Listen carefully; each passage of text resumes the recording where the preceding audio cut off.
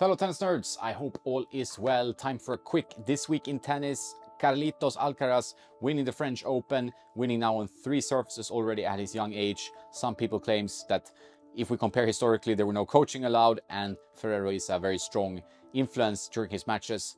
Comment what you think about that in the comments below. I love watching Alcaraz. I think he's great for the game, great ambassador, always smile on his face, and amazing tennis. So what else can you ask for?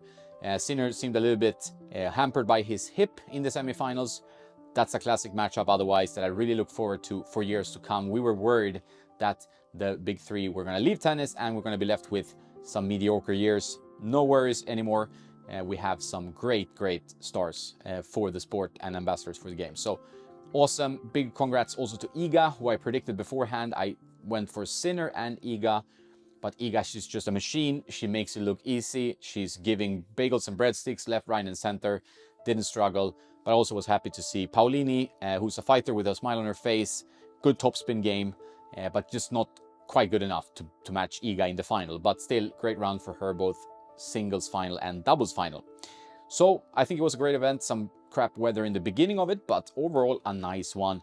And I hope if you went there, you had a good time and you saw some great tennis. There were some string tensions revealed from Tennis Legend. Not sure if that was the original account. Usually you have a lot of accounts on Instagram that kind of collect information. And we are not surprised to see that Adrian Mannarino has the lowest string tension. We already know that. He doesn't love the clay. That's another story. He used 10.6 kilos, which is around 23 pounds, 22 pounds. And that's very low. That's obviously the way he plays, the way he works for him. He has adapted his style to this new string tension and game. But on the women's side, on the flip side of things, we have a player who uses 90 pounds string tension. I don't know the string she uses, but if she uses a polyester string, it's going to be a board. It's literally going to be a board to hit with. And I do worry for her arms. Maybe it's natural gut, maybe it's playable. Most rackets would probably break at 90 pounds. That's as high as the machine goes. That's around like 44 kilos or whatever, 43 kilos. And it's just a crazy tension that you don't see it. And I was shocked to see it actually myself. Usually rackets do disintegrate when you pull that hard on the machine. But that's what she plays with. I would love to talk to her and see how she got to this string tension at some point. That would be great content. Sometimes players are a bit iffy to share their secrets or their material. I would like to change that a bit and get some more conversations around it. I think it could be interesting for you guys. So that's in the works. There are new podcasts on these topics and other topics with coaches and some gear industry players. So make sure to subscribe to the YouTube channel and the podcast. Big thanks if you do.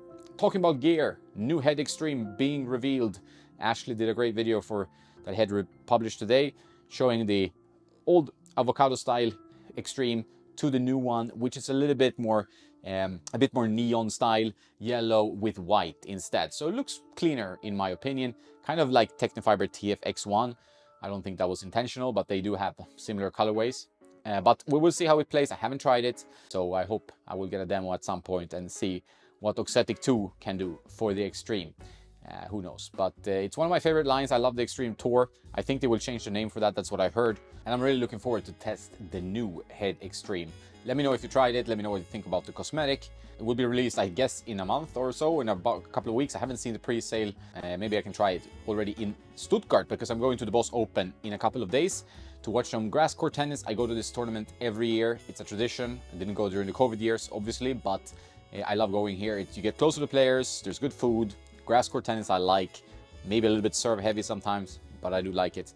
And just the atmosphere is excellent. So really looking forward to that. Have press credentials, so hopefully can attend some press conferences, maybe get some players to say something and get back to you. Of course, check out Instagram where I will publish a lot of stories and a little bit shorter form content from the Boss Open. So that's Tennis Nerd Insta for you guys. And at the Boss Open right now, playing tomorrow, is Mpetshi Pericard, a super server, won his first ATP Tour title, French guy, and above 2 meters. I think he hit 37 aces in the qualis, and he plays Musetti now on Tuesday at 11. I think that's a very interesting match. Going from clay to grass is something I talk about with Michael Joyce, the coach of Sharapova, Jessica Pegula, and now Ashlyn Kruger, and some other strong players in between. He was an ATP top 60 player. He joins me on the podcast. We had a great conversation about tour life, about tennis in general, and other things. So I hope you check that out. On Tennis Nerd, there's also a post about sponsorships, the brand sponsorships of the top 200 players, ATP, WTA, and what brands they use. And this is quite interesting. Thanks to Alan for compiling this information. As you can see on the racket side, Wilson is the leader, and you see a lot of blades out there. A lot of blades. They're not always blades, but they're painted as blades. So they're doing a great job still. And then we have Yonex doing some massive strides. I was surprised to see them so high up, and I think they're doing great now. You see more and more Yonex rackets. Quality is excellent, and we do know that the products really do well. Head is not that surprising, nor Babolat. Getting into the racket market is tough. You need patience, you need money, you need to make sure you sponsor players. And Tecnifibre, they're number 5 here by quite some margin, but they're doing a good job. We see more and more Tecnifibre players. And they have also some big stars like Iga and Daniil Medvedev, for example. So Tecnifibre doing well, but below that, it's so tough to get in. So if you're gonna start a racket brand, it's not the easiest. You need some help, and to get players to change to your new brand, it's tough. You need big pockets, you need a good strategy for that. But in shoes and apparel, as you can see in these lists, it's a bit easier. You see more up-and-coming brands, you see a little bit more diversity. A brand like Lotto doing well, both shoes and apparel. Might not be a brand you think about like in tennis that much, but they're doing really well. You see brands like Bidi Badu, which is kind of unknown in many ways. So definitely more room if you're going to start an apparel or shoe brand for tennis than if you do rackets, because rackets is tough. Saying that, I'm testing a prototype racket from a brand, and really enjoying it. So it's a great frame. I actually really enjoyed hitting with this racket. I've done a video about it on my Patreon and for my YouTube members, so you can check that out if you're interested, if you want to support the channel. But you can definitely make great products. I did like the Fury Arma Pro, for example, and this one is on a kind of similar level in terms of playability, feel, and power, and so on. But to get them in the hands of pros and start selling at quantity, producing at quantity, that's where the challenge is. But I'm gonna publish more about brand sponsorships and other things on tennisnerd.net and talk about them here if you want. So let me know in the comments what you think. Have a nice day now, and don't forget to play some tennis.